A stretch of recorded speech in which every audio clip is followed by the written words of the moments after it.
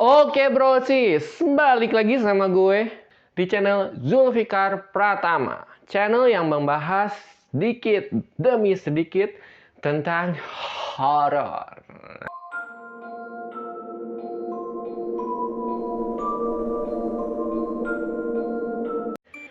Kali ini aku bakal membahas tentang cerita horor dari Rumah Sakit Cipto Mangunkusumo di Jakarta. Nah, kalau udah bawa rumah sakit tuh kan banyak ceritanya gitu ya. Udah Maya Suster Ngesot, Miskun, hantu Poci gitu kan. Ya, Upin Ipin kan. Banyak banget gitu, apalagi ruang mayatnya itu loh. Kalau aku setiap ke rumah sakit pasti lari lewat ruang mayat. Nggak tahu kenapa sih, insting aja. Insting seorang pemburu gitu kan, kabur aja. Oke, aku langsung ceritain aja ya. Cerita horor pertama berasal dari Rumah Sakit Cipto Mangunkusumo yang berasal di Jakarta Pusat. Rumah sakit ini sendiri pertama kali diresmikan dan dibuka pada tahun 1919. Nyatanya hal itu selaras dengan sangat banyaknya pengalaman mistis di tempat itu. Salah satunya berasal dari seorang mahasiswa yang bernama Romli. Romli, lagi diceritain. Jadi kalau kalian bernama Romli dan Rumasa, ya ini kalian Romli. Pada suatu malam, ia tengah berjalan pulang menuju rumahnya. Namun di tengah perjalanan, ia melihat segerombolan orang tengah berkumpul di pinggir jalan. Ia pun lantas menghampiri gerombolan tersebut. Jadi si Romli itu balik nih ya, pulang. Pas dia pulang tuh ternyata ada gerombolan orang gitu yang ada tengah jalan gitulah intinya. Nah, ternyata orang-orang di sana berkumpul lantaran tengah membantu seorang korban kecelakaan. Romli pun lantas, kalem.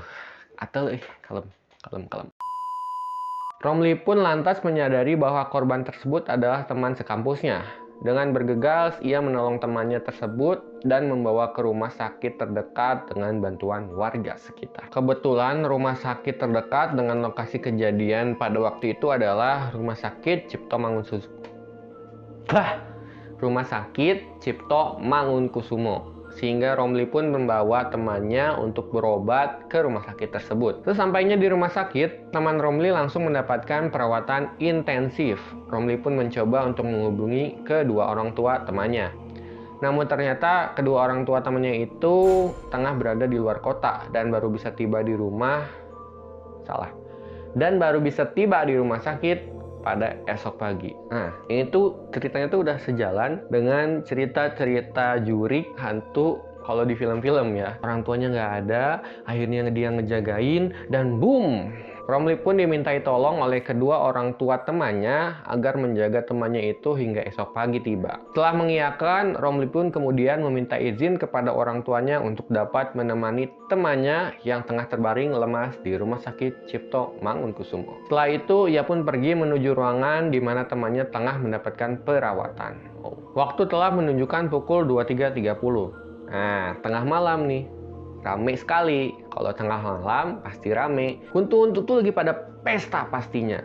Suasana rumah sakit pun begitu sepi. Romli yang sedari tadi berusaha untuk tidur tetap saja terjaga lantaran masih syok dengan kejadian yang dialami oleh temannya. Akhirnya ia pun memutuskan untuk membeli segelas kopi guna menghilangkan rasa bosan menunggu kantuk yang tak kunjung tiba. Nah, ia kemudian bertanya lokasi kantin kepada seorang perawat yang kebetulan ditemui di salah satu lorong RSCM. Namun alih-alih mendapatkan petunjuk, Romli malah kebingungan karena penjelasan dari perawat yang sedikit tidak jelas. Akhirnya ia pun memutuskan untuk menggunakan insting demi mendapatkan segelas kopi. Iya bener, kalau udah pingin kopi ngudut, itu instingnya udah kuat banget. Nah, ketika tengah berjalan-jalan di lorong yang gelap, ia mencium aroma obat-obatan yang sangat menyengat. Selang beberapa menit, ia pun mendengar suara aneh seperti orang yang tengah berbisik. Suara tersebut terdengar berasal dari lorong yang ada di depannya. Karena penasaran, ia pun mendekati sumber suara. Ini Romli itu kenapa ya? Kalau misalkan ulah bedegong lah, maksudnya ulah sowani gitu kan, ngapain ke lorong?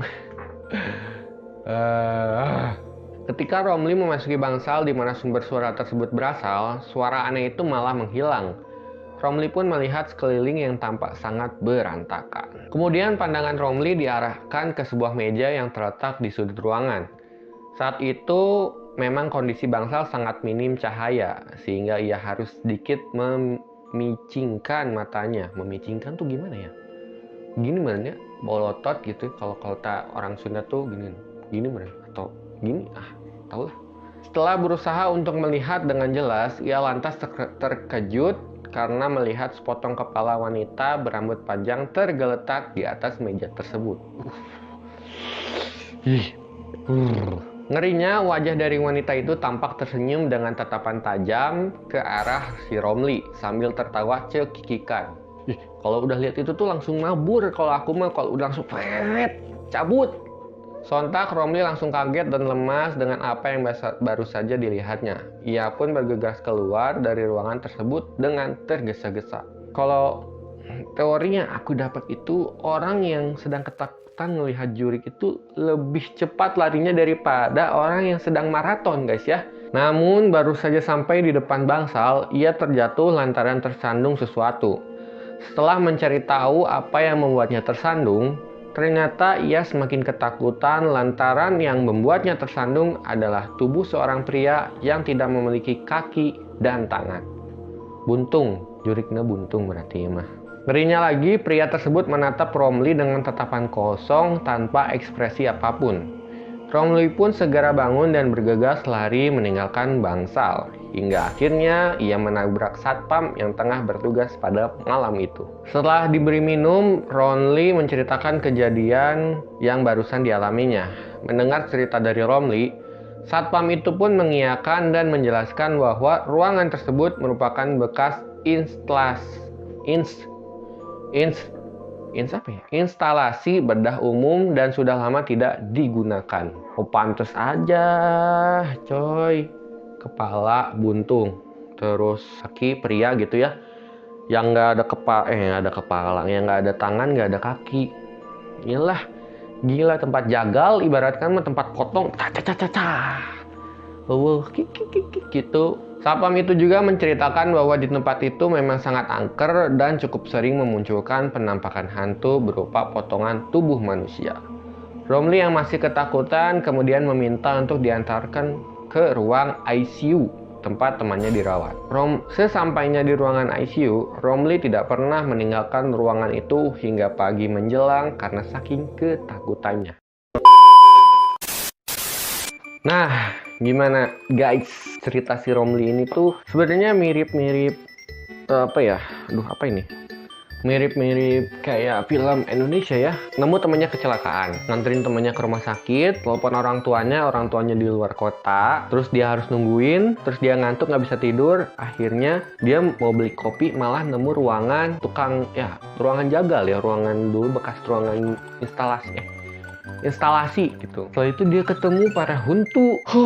Emang bangsul. Yang kayak gitu tuh gimana ya? Kalau aku aja nih ya, mau di rumah sakit tuh nggak berani kesana sini gitu. Soalnya udah tahu kalau misalkan di rumah sakit atau di mana-mana suka dipapatahan lah. Jangan mutah, jangan kemana-mana di rumah sakit mah palawur sebenarnya emang gitu. Ya karena emang bener sih si WC-nya aja sebenarnya walaupun bagus tapi nyeremin juga. Apalagi kalau misalkan tengah malam ingin ke WC, terus misalkan di kamar itu tuh nggak ada WC pribadi gitu. Harus keluar ke bawah ke WC yang ada di bawah. Apalagi kalau misalkan lapar nih ya, lapar tuh bener-bener yang namanya harus nyari tempat makan atau misalkan kayak mang-mang asongan atau kayak minimarket gitu ya. Belum tentu itu buka 24 jam sih. Tapi kalau daerah kota pasti adalah yang buka 24 jam. Intinya kalau kalian ke rumah sakit, nengok atau nginep, jangan lupa bawa bekal, jangan minum kopi, apalagi nanya-nanya ke perawat nggak jelas, terlebih masuk ruangan sembarangan. Intinya mah itu ya, gara-gara kopi semuanya mah. Oke, terima kasih buat kalian yang udah nonton video ini dari awal sampai akhir, dan jangan lupa kalian support ya.